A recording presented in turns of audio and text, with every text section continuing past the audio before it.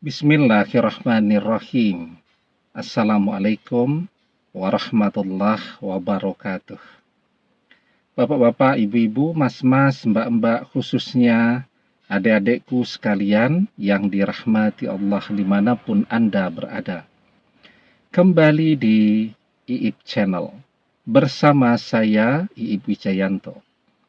Kali ini kita akan membahas tema memahami sifat dan karakter orang ketiga yang membuat mantan tidak akan sanggup bertahan lama bersamanya. Ya. Apa sih yang orang ketiga ketika merebut mantan dari kita yang dia cari? Kan tidak akan pernah jauh dari dua hal. Yang pertama, penampilan, fisik, cantik atau ganteng. Yang kedua, harta. Itu saja. Tidak akan jauh-jauh dari itu. Yang dia cari bukan cinta, bukan kesetiaan, bukan kenyamanan, bukan kasih sayang, bukan perhatian, dan seterusnya. Tapi tidak akan jauh-jauh dari dua hal ini. Nah, orang ketiga, ini umumnya ya, walaupun mungkin saja ada orang ketiga yang tidak memiliki sifat seperti ini ya. Tapi secara umum, orang ketiga itu punya yang pertama sifat matre. Matre itu artinya dia akan cinta kalau pasangannya punya harta. Dia akan cinta kalau pasangannya bisa membelikan dia apa saja yang dia inginkan. Semakin banyak uang pasangannya, semakin besar pula cinta yang dia tunjukkan. Cinta apa yang dia tunjukkan? Ya tentu acting cinta. Kalau pasangannya bisa menghujani dia dengan kemewahan, dengan harta benda, dengan uang yang banyak, semakin bagus pula acting dia untuk tampil seakan-akan dia mencintai. Setiap hari ribuan kali itu dia akan mengucapkan kata-kata cinta. Begitu ya. Jadi matre.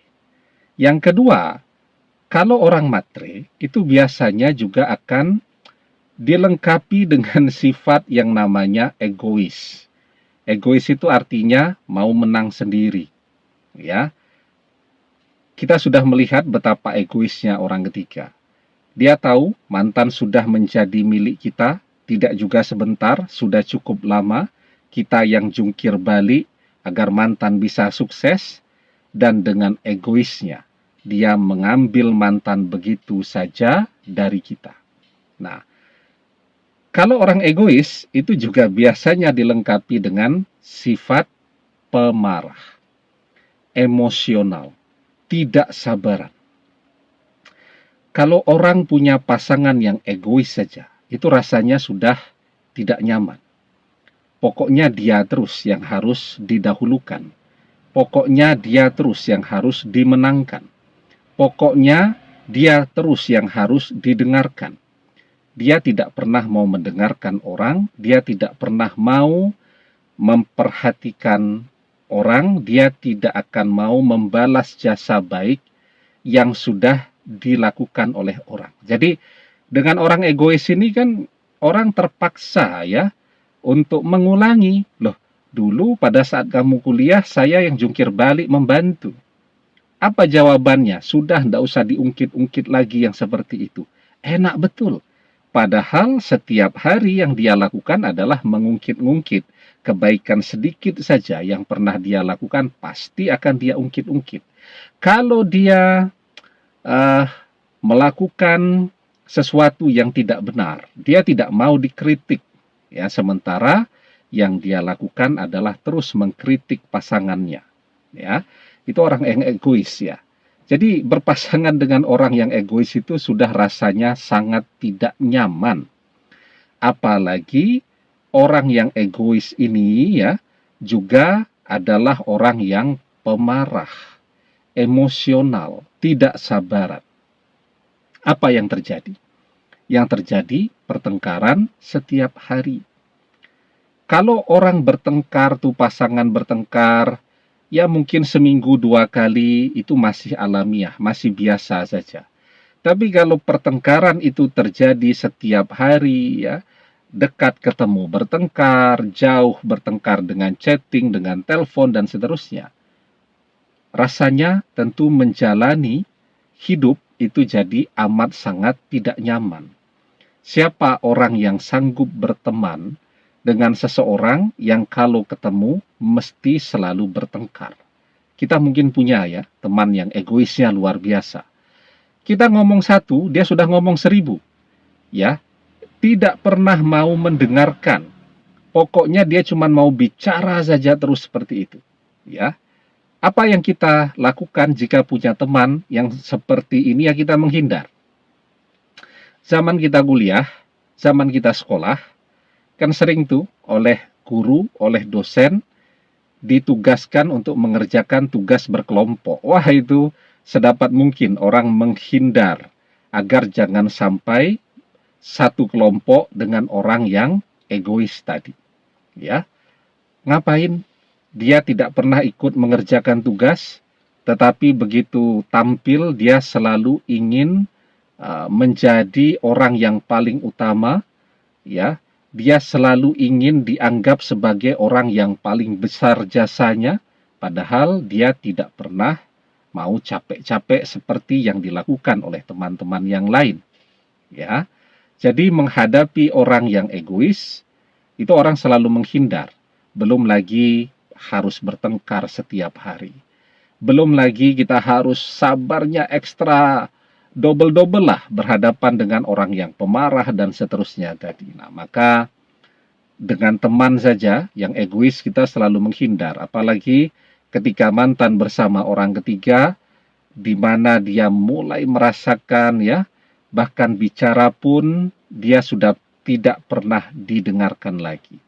Ya, mantan juga butuh mendapatkan perhatian, sesuatu yang selalu dia dapatkan dari kita, tetapi dari orang ketiga tidak pernah dia dapatkan sekarang. Orang ketiga cuma mau diperhatikan. Dia tidak pernah mau memberikan perhatian layaknya orang yang berpasangan dan saling mencintai. Nah, jadi begitu. Orang ketiga itu sifat dan karakternya umumnya seperti itu. Matre, egois, pemarah, tidak sabaran, ya, kemudian emosional, ya, atau mudah sekali terpancing emosinya, jadi suka bertengkar. Sehingga orang egois itu tidak disukai oleh orang-orang di sekelilingnya. Orang egois itu biasanya musuhnya banyak, temannya sedikit, apalagi yang bersahabat. Kalaupun ada yang mau bersahabat, ya orang yang punya kepentingan dengan dia saja, mau pinjam duit dan seterusnya. Padahal biasanya kalau sudah matre, orangnya biasanya pelit. Ya, jadi itu kelengkapannya tuh. Kalau ada orang yang matre, itu biasanya pelit. Ya, dan itulah yang akan terjadi dan dirasakan oleh mantan ketika dia bersama dengan orang ketiga pada saat ini. Nah, maka siapa yang sanggup bertahan dengan orang yang seperti ini? Ya, secantik, setampan apapun orangnya. Apalagi kalau orang punya sifat seperti ini, dilalah, ya, kebetulan dia cantik, dia ganteng, umumnya dia juga adalah orang yang tidak setia. Ya, nah, sehingga menunggu waktu saja di mana mantan akan pergi dari kehidupan orang ketiga. Karena apa? Karena tidak sanggup lagi bertahan dengan segala sifat-sifat dari orang ketiga tadi, ya. Dan pada saat itulah mantan akan menyadari apa artinya cinta, apa maknanya cinta, dan betapa indahnya ketika dia masih bersama dengan kita dulu. Di situ dia baru sadar betapa berharganya kita untuk dia.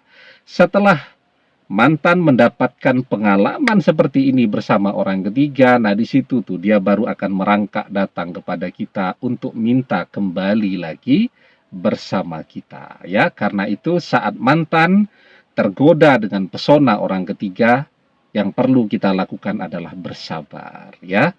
Tenang saja, berikan kesempatan kepada mantan untuk mengenali sifat dan karakter asli orang ketiga. Karena ketika semuanya sudah terlihat, mantan tidak akan sanggup bertahan lama-lama bersama orang ketiga, ya. Teruslah berdoa, insya Allah ketika kita terus berdoa, maka peluang kita dan mantan untuk bersama kembali akan terbuka lagi. Ud'ullaha wa antum muqinuna bil ijabah wa'lamu annallaha la yastajibu du'a min qalbin ghafilin lahin. Berdoalah dalam keadaan yakin bahwa doa terkabul, dan ketahuilah sesungguhnya Allah tidak mengabulkan doa dari hati yang lalai lagi berpaling. Ya, demikian, semoga bermanfaat. Wallahu a'lam bissawab, billahi taufik wal hidayah. Assalamualaikum warahmatullahi wabarakatuh.